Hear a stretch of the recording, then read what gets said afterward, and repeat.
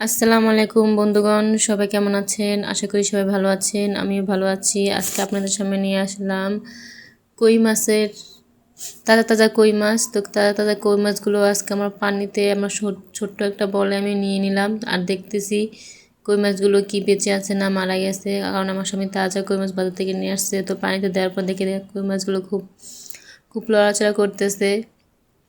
তো কই মাছগুলো খুবই তাজা আর দেখতে কি সুন্দর। কই মাছ একদমই তাজা, দেখেন কি সুন্দর দেখাচ্ছে। আর তাজা তাজা কই মাছ যদি আপনি ভুনা করে খান কিংবা মাছ দিয়ে তরকারি দিয়ে রান্না করে খান, খুবই মজা লাগে। তো আমি কি করলাম, এই কই মাছগুলো বলের থেকে উঠে এখন আমি এটা ডালাতে নিয়ে আসলাম আর দেখতেছি কোন কোন কই মাছটা মারা গেছে আর কোনটা বেঁচে আছে। তো দেখতেছি বেশিরভাগটাই বেঁচে আছে আর একটা দুইটা যেটা কিনা এখন মরে গেছে। তো সমস্যা নেই, এখন আমি এক এক করে কই মাছগুলো কাটবো। তো যারা যারা কই মাছ পছন্দ করেন কমেন্ট করে জানাবেন কারা কারা কই মাছ পছন্দ করেন। কই মাছ কিন্তু আমার ভালো লাগে, তেমন একটা কাটা কম। তো বড়রা খেতে পারে, ছোটদের জন্য কই মাছ না, ছোটদের জন্য পাঙ্গাস মাছ, ছোটরা পাঙ্গাস মাছটাই খেতে পারে, ওদের জন্য ওটাই বেস্ট, কারণ ওটাতে কাটা থাকে একদমই কম। তো আমি মাছগুলো সাজিয়ে নিলাম আর কাটার জন্য বটি নিয়ে আসলাম, ছাই নিলাম। তো আমি মাছ এরকম তাজা কই মাছ কাটতে গেলে আমি একটু ভয়ই পাই। তো আমি কই মাছগুলো না মেরেই কাটতে বসেছিলাম। তো ভাবতেছিলাম যে কই মাছগুলো মরে যাবে আর অল্প সময়। তো এখন কি আর করব, কই মাছগুলো না কেটে নিয়ে নিলাম ছাই দিয়ে কাটার জন্য। তো ছাই দিয়ে একটু শক্ত করে ধরে কাটতেছি। তো দেখেন আমার কই মাছগুলো অনেক বড় বড় কই মাছ, এগুলো কিন্তু ছোট না, অনেকটাই বড়। তো কই মাছের কাটা কিন্তু অনেকটাই শক্ত, কাটতে গেলে অনেকটা সময় লাগে। তো আমি এই আমি কিন্তু তেমন মাছ কাটতে পাই না, তারপরেও আমি কাটি, কারণ যার যার সংসারের কাজ তো তারই করতে হয়। তো কই মাছগুলো আমি ছাই দিয়ে কাটতে বসছি, কারণ ছাই ছাড়া তো মাছ কাটা যায় না। তো এসব মাছ কাটতে হলে ছাই লাগে, তো আমি ছাইগুলো আগের থেকে এনে রেখে দিয়েছিলাম। তো দেখতে পাচ্ছেন আমি এখন কই মাছগুলো কাটতেছি আর আমার বটিটা দিয়ে আস্তে আস্তে এগুলো কাটা ছাড়িয়ে নিচ্ছি, যাতে কোনো সমস্যা না হয় বা হাতে কাটা গেতে না যায়। তো আমার মাছটা কিন্তু একদম তাজা, দেখেন কীরকম লড়তেছে। তো আমি আস্তে আস্তে সবগুলো কাটা ছাড়িয়ে নেব। কই মাছের কাটা অনেকটাই শক্ত। তো আমার পাশে আমার ছোট্ট একটা মেয়ে, সে মাছ দেখে খুবই খুশি হয়। সে মাছ কিন্তু খায় না, কিন্তু সে তাজা মাছ দেখলে খুবই খুশি হয়, আর তার জন্যই তাজা মাছ আনা। কারণ জাতা মাছ দেখলে বাচ্চাগুলো বা যে কোনো ছোটো বাচ্চা খুবই খুশি হয়, মাছ দেখলে খুশিতে নাচতে থাকে। যে সে কিন্তু সেটা খাবে না, কিন্তু তার তার খুশিটাই অনেকটা বেশি এই মাছটা দেখে। তো এই জন্য আনি এরকম তাজা মাছ, বাজার থেকে তাজা মাছ আনি এভাবে বাচ্চা দেখার জন্য, বাচ্চা খুশি হয়। আর বাচ্চারা বেশিরভাগ খেলতে পছন্দ করে, মাছ দিয়ে ধরতে চায় বারবার। তো আমি তাকে ধরতে দেই না, তো সে পাশে দাঁড়িয়ে দাঁড়িয়ে দেখতেছে আমি কীভাবে মাছ কাটি। আর বড় বড় মাছ তো, বড় বড় তাজা মাছ তো আর বাসায় এনে কাটা যায় না, তখন ওসব মাছ দোকান থেকে কেটে আনতে হয় বা বাজারে কাটনি আছে যারা মাছ কাটে, তারা কেটে দেয় বড় বড় মাছ। তো এগুলো তো তেমন বড় না, এর চেয়ে বড়ো যেগুলো মাছ সেগুলো তো আর ঘরে কাটা যায় না।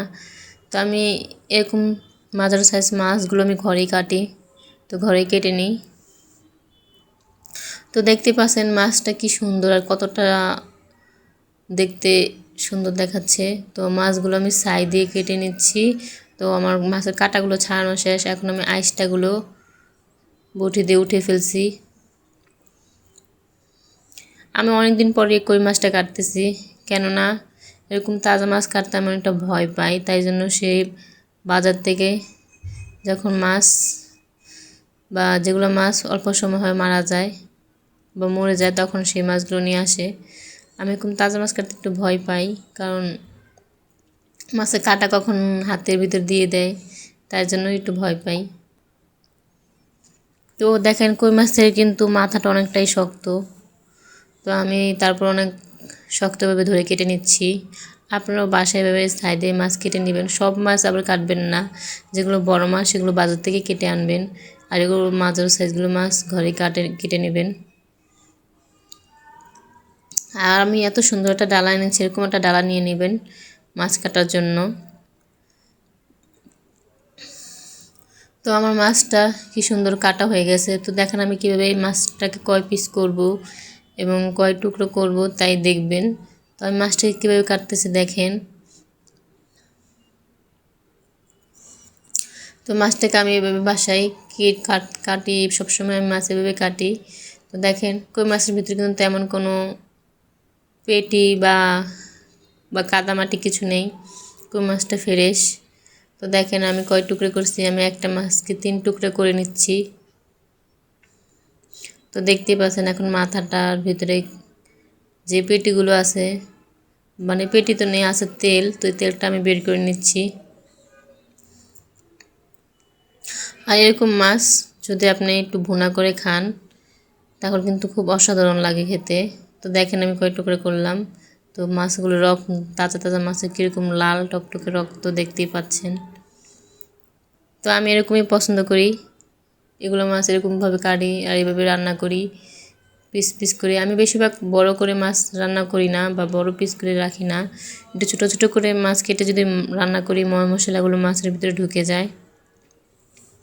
তো আমার বড় মাছটা কাটা শেষ। তো এখন আমি আরেকটা ছোটো মাছ কাটবো।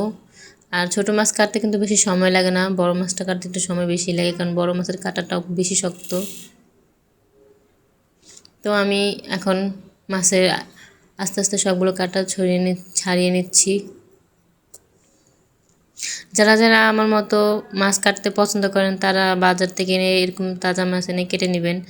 আর যারা মাছ কাটতে পছন্দ করেন না তারা বাজার থেকে কাটিয়ে আনবেন। আর নিজের হাতের কাজটা আর পরের হাতের কাজটা অনেকটা বেশ কম। নিজের হাতের কাজ অনেকটাই সুন্দর হয়, আর পরের হাতের কাজ তো অতটা সুন্দর হয় না, কারণ সে তার মতো করে কাটবে আর আপনি আপনার মতো করে কেটে নেবেন। আর যাদের বাড়িতে পুকুর আছে তারা তো আর বাজার থেকে মাছ আনতে হয় না, তারা পুকুর থেকে এরকম মাছ ধরে নিয়ে রান্না করে খায়, আর সেই মাছের স্বাদটা অনেক বেশি হয়। তো আমাদের পুকুর বাড়িতে, তো আমরা বাড়িতে গেলে এরকম মাছ ধরে খাই, আর শহরে থাকলে এভাবে মাছ কিনে এনে খাই। তো আমি মাছের মাথাটা কীভাবে কাটতেছে দেখতে পাচ্ছেন, আমি ছোটো মাছগুলো এভাবে কাটি। আর কই মাছ সবসময় এভাবে কাটবেন, এতে কাটতে খুব তাড়াতাড়ি সুবিধা হবে। আর তাজা মাছ কাটতে কিন্তু বেশি একটা সময় লাগে না, খুব দ্রুতভাবে কাটা যায়। যে অনেকে আছে যে মাছ বাজার থেকে আনে দেখে শক্ত, কিন্তু আনার পর দেখুন একটা নরম হয়ে গেছে, ওগুলো মাছ কাটতে খুবই সময় লেগে যায়। তো আমি মাছ কাটার ভিডিওগুলো আপনাকে দেখাচ্ছি, কারণ অনেকে মাছ কাটতে পারে না, তাদের জন্য এই মাছ কাটার ভিডিওটা নিয়ে আসলাম। তো যারা যারা কাটতে পারেন না আমার মতো এইভাবে দেখে দেখে মাছ কাটবেন। আমি কিন্তু মাছ কাটতে তেমনটা পাই না, তারপরেও আপনাদের দেখার জন্য এই মাছগুলো কাটছি।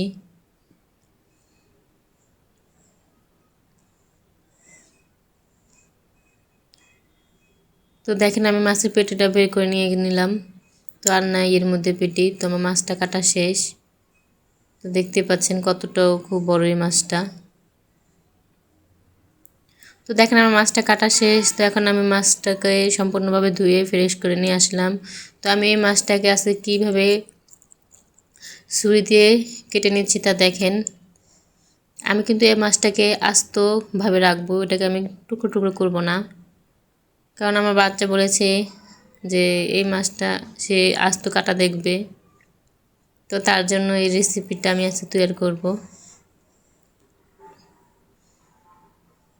তো দেখেন আমি ছুরি দিয়ে মাছটাকে তিন তিন টুকরো করলাম, মানে টুকরো না, কেটে নিলাম, জানি এর মধ্যে ভালোভাবে হলুদ লবণটা ভালোভাবে ঢোকে। তো দেখেন এখানে আমি দিয়ে দিলাম 1 চামচ হলদের গুঁড়া, দিয়ে দেব পরিমাণ মতো লবণের গুঁড়া,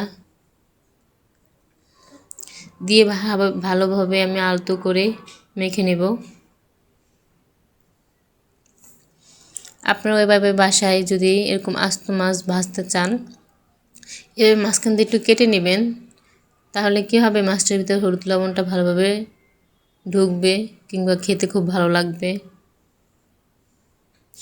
তো এই মাছটাকে আমি এখন খুব ভালোভাবে নিয়ে নিচ্ছি, হলুদ লবণ দিয়ে ভালোভাবে মেখে নিচ্ছি। তো এর সাথে আমি আরও কিছু মাছ অ্যাড করব, ওগুলো একটু ভালোভাবে লবণ দিয়ে মেখে নেব। আজকে আমি এখানে একটা রেসিপি তৈরি করব, তো রেসিপিটা দেখতে থাকেন আর দেখে কমেন্ট করে বলবেন আমার রেসিপিটা কেমন হয়েছে। তো এখানে আমি আরও 3 টুকরো মাছ নিয়ে নিলাম। এখন আমি ভালোভাবে মাছগুলো লবণ দিয়ে ভালোভাবে মেখে নিব।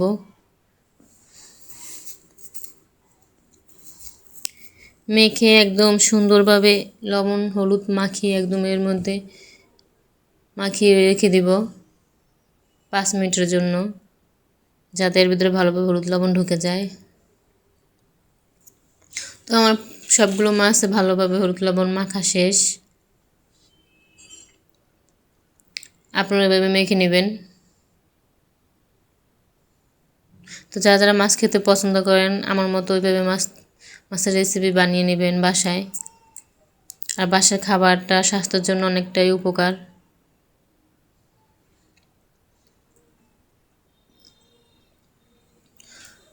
তো দেখেন আমার মাছের কালারটা এখন কি সুন্দর হয়েছে হলুদ লবণ দেওয়ার পর।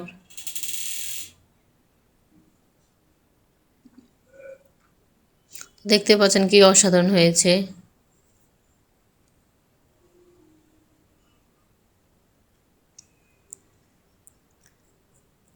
তো এখন আমার মাছ হলুদ লবণ মাখা শেষ। এখন আমি এখানে চুলায় একটা কড়াই বসিয়ে দিয়েছি, আর কড়াইটা বসার পর এখানে আমি তেল দিয়েছি। তো তেল দেওয়ার পর তেলটা আমার একদম ভালোভাবে গরম হয়ে গিয়েছে, একদম টাটকা গরম হয়ে গেছে। তো তেলটা গরম হওয়ার পর আমি মাছটা দিয়ে দিলাম, আর দেখতেই পাচ্ছেন কেমন তেলটা টকবক করছে, গরমটা অনেকটা বেশি। তো দেখেন আমি মাছটা দেওয়ার পর মাছটা আমার এক পাট হয়ে গেছে, তো আরেক পাট আমি উল্টে দিলাম। আর মাছের কাটা অংশে একটু হলুদটা বেশি ঢুকেছে, তো আমি সেটা বের করে নিলাম। তো দেখেন আমার মাছটা ভাজা হয়েছে। তো এখানে যে আরও 3-4 টুকরো ছিল, তো সেগুলো আমি এখন এক এক করে দিয়ে দিব। তো দিয়ে খুব ভালোভাবে ভেজে নেব। যারা যারা মাছ ভাজা পছন্দ করেন তারা গরম গরম ভাতের সাথে এরকম মাছ ভেজে পরিবেশন করবেন। তো অনেকে মাছ ভাজা পছন্দ করে, গরম ভাতের সাথে মাছ ভাজা খেতে খুবই ভালোবাসে। তো আমার বাচ্চারাও খায়, আমার আরেকটা বাচ্চা আছে সে খায়। তো ছোটো বাচ্চাটা খেতে পারে না, একটু বড় বাচ্চাটা সে মাছটা পছন্দ করে। তো দেখেন আমার মাছ 3টা মাছ আমি এখন উল্টে নিচ্ছি। তো 3 টুকরো মাছগুলো উল্টে এক এক করে উল্টে নিব, আর এগুলো খুব ভালোভাবে ভেজে নেব। তো আমার ওই বড় মাছটা সেটাও আমি আরেকবার উল্টে নিলাম, একদম কড়া করে ভেজে নিচ্ছি। আপনারা মাছগুলো একটু কড়া করে ভেজে নেবেন। তো যারা যারা মাছ ভাজা পছন্দ করেন তারা এভাবে বাসায় মাছ ভেজে নেবেন, ভেজে ভর্তা বানিয়ে নিতে পারেন। মাছ ভাজা দিয়ে তো ভর্তাটা অনেক মজা লাগে। তো বড় মাছের রেসিপিটা দেখাচ্ছি, কতটা ভাজা হয়েছে আর কতটা সুন্দর দেখাচ্ছে, মচমচে হয়ে গেছে। তো এই মচমচে ভাজার কারণটা আছে। তো দেখেন আমি এখানে ওই মাছ ভাজার কড়াইতে আমি কড়াইটা বদলাম না, কড়াইটা বদলে নিলাম না। তো এখানে আমি দিয়ে দিলাম 1 কাপ পেঁয়াজ কুচি, 1 কাপ কাঁচামরিচ কুচি দিয়ে একদম ভালোভাবে ভেজে নিচ্ছি। তো খুব ভালোভাবে আমি এটা ভেজে নেব, একদম খয়েরি কালার করে নেব বা হলদে কালার করে নেব। আমি কিন্তু পেঁয়াজ তেমন ভাজি না, একটু হালকা পরিমাণ ভেজে নিই। এতে কি পেঁয়াজ বেশি ভাজলে তরকারিটা ভালো লাগে না খেতে। তো আমি তরকারিটা এইভাবে রান্না করি, আর আমার রান্নাটা পুরো ভিডিওটা আজকে আপনাদের সাথে শেয়ার করছি। তো আমি এখানে দিয়ে দেব 1 চামচ আদা বাটা দিয়ে দেব, বা 1 চামচ রসুন বাটা। আমি দুটো উপকরণে একসাথে বেটে রাখি আর একসাথে দিয়ে দিই।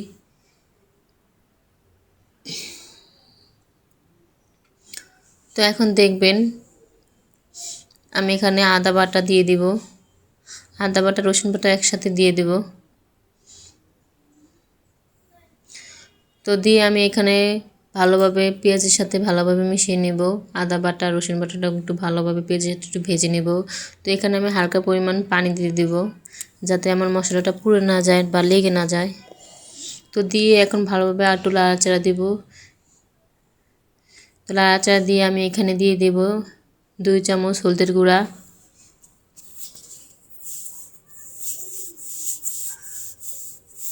তো 2 চামচ হলুদের গুঁড়া দেওয়ার পর আমি এখানে দিয়ে দেব আরও 2 চামচ মরিচের গুঁড়া। তো আমি এই উপকরণগুলো দিয়ে ভালোভাবে নাড়াচাড়া দিব। তো দেখতে পাচ্ছেন আমি এখানে 2 চামচ মরিচের গুঁড়া দিব আর দিয়ে দিব 1 চামচ লবণের গুঁড়া, দিয়ে হালকা পরিমাণ পানি দিয়ে ভালোভাবে নাড়াচাড়া দিব।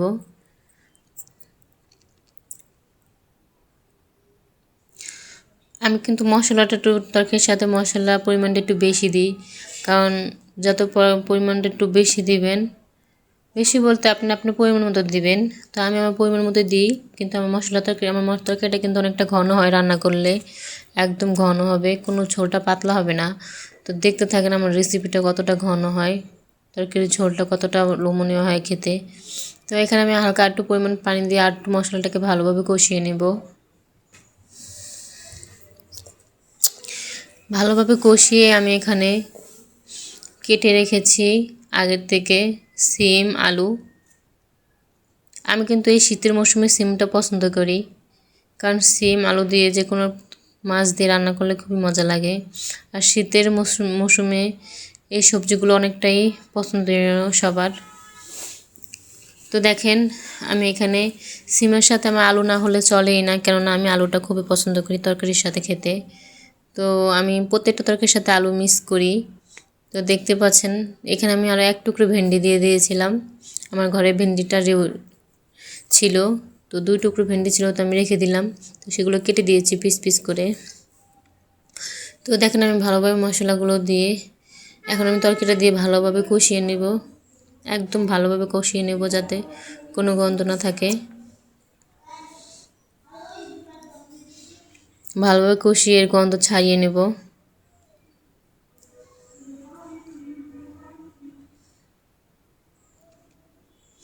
তো দেখেন আমার তরকারিটা ভালোভাবে কষানো শেষ, আর আমি সেই ভাজা মাছগুলো দেখাচ্ছি যেগুলো আমি ভেজে রেখেছি।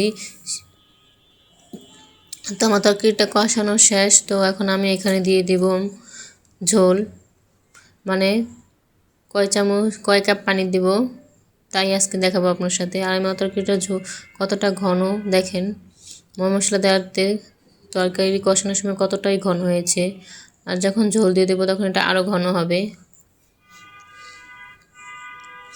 তো আমি এখানে 4-5 কাপ পানি দিয়ে দেব।